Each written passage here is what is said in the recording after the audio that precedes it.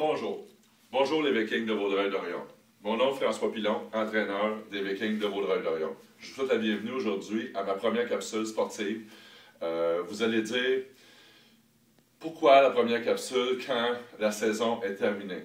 Je vous répondrai ceci, la saison n'est pas terminée. La vraie saison ne fait que commencer. Alors, je suis persuadé que plusieurs sujets brûlent vos lèvres présentement. Alors, on va commencer aujourd'hui. On a plusieurs volets à couvrir. Le premier volet aujourd'hui, on va commencer par l'équipement. Pourquoi qu'on va commencer par l'équipement? Parce que l'équipement, c'est l'équipement. Alors, je vais commencer par le premier objet. Le casque protecteur. Le casque protecteur, il est très important de l'avoir sur une forme ronde et avec un trou en dedans. Puis le trou en dedans, et oui mes coquins, c'est pour mettre la tête. Okay?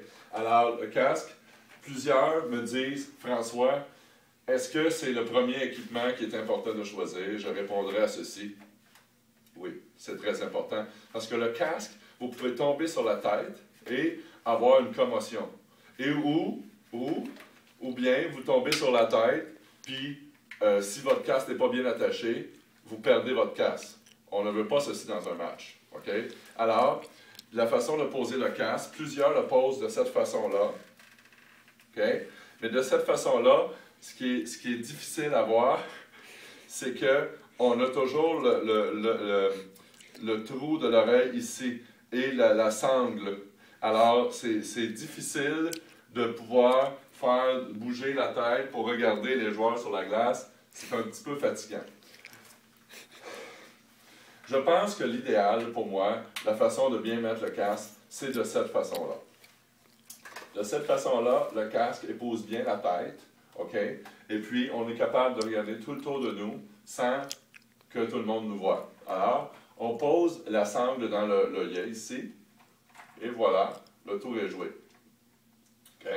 Alors, ce qui est le fun avec le casque, c'est que le coup qu'il est posé, on peut se cogner la tête sur le mur sans aucun problème. Vous voyez, je ne réagis pas à l'impact. Merveilleux. Deuxième accessoire, très, très, très important, OK? Ce sont les pads de hockey. Les pads de hockey, plusieurs couleurs sont à l'affiche et plusieurs me demandent la question, François, est-ce que c'est important la couleur des pads? Je vous dirais non, ce n'est pas important, parce que vous mettez un bas par-dessus. Alors, ce n'est pas important. Alors, ce qui est intéressant ici dans la pad, vous voyez, plusieurs parents me posent la question, François, on ne sait jamais quel côté mettre la pad. Eh bien, voici, en grande primeur, vous voyez ici sur la pad, c'est écrit left. OK? Left veut dire quel côté? Côté droit, bien entendu. Alors, on va poser ça sur le côté droit de la jambe, ici, de cette façon-là. On va pouvoir bien hein, c'est ça. Et je vous suggère deux choses. Ici, je vais mettre l'autre pour ceux qui... ici, on voit right. Alors, right, c'est le côté gauche. OK. Alors, on met ça comme ça. Vous voyez? C'est ça que ça donne. Alors, on peut facilement se jeter sur les genoux sans aucun problème. OK? Mais ça, c'est pour les joueurs d'avant. Pour les joueurs de défense, je vous suggère fortement de pouvoir poser les pads de cette façon-là. Pourquoi? Parce que les joueurs de défense reculent souvent. Alors, ils sont mieux protégés lorsqu'ils reculent. Hein? Ça semble, c'est assez facile à comprendre. OK? Le deuxième équipement,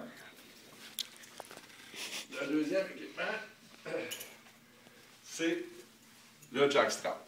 Le jackstrap, ou la coquille, plusieurs s'en servent pour mettre ici, pour être capable de parler discrètement à ses coéquipiers, mais ce n'est pas le bon endroit. Okay? Le bon endroit, c'est de le placer à l'endroit où est-ce qu'il faut que ce soit. Moi, personnellement, je n'ai pas de short. Alors, c'est la façon que je préconise pour pouvoir poser mon jackstrap. OK? Vous allez dire, François, C'est peut-être pas l'idéal, et je répondrai ceci. Vous avez tout à fait raison, mais le plus important, c'est bien le ruban nommé le jackstrap. Effectivement, c'est plus difficile à manœuvrer, mais par contre, au niveau des pivots, c'est très facile lorsque tu as un jackstrap bien posé. Troisième équipement, je préconise la culotte de hockey. Bon, la culotte de hockey, plusieurs me posent la question, François, est-ce important la culotte de hockey? Je vous dirais oui. Bon, alors, la culotte de hockey, j'ai essayé plusieurs façons. J'ai essayé cette façon-ci.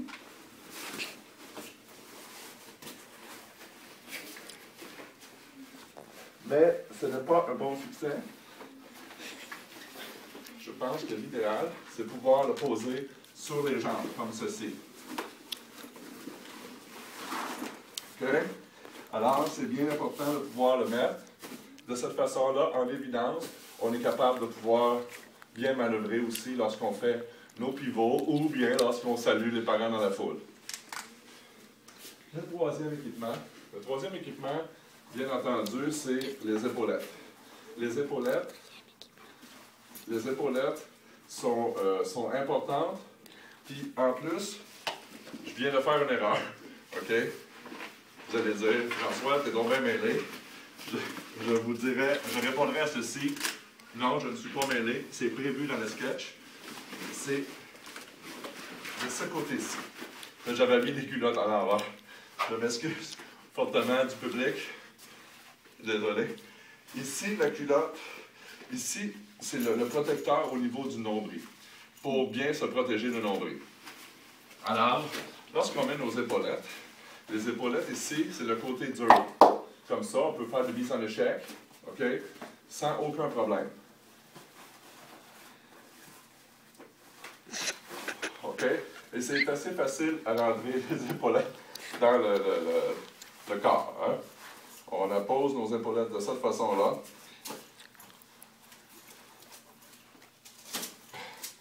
Super facile. Et la mise en échec est facile à faire à ce moment-là. Mais je vous suggère de ne pas faire la mise en échec, parce que la mise en échec, vous pouvez avoir des punitions. Alors, je ne vous suggère pas aussi. Alors, c'est déjà tout. Ça a passé très vite. Et je suis persuadé que vous avez déjà hâte à la prochaine chronique. On se revoit la semaine prochaine avec la chronique sur le bâton de hockey. Alors, sur ce, je vous souhaite bon match et n'oubliez pas, de l'équipement, c'est de l'équipement.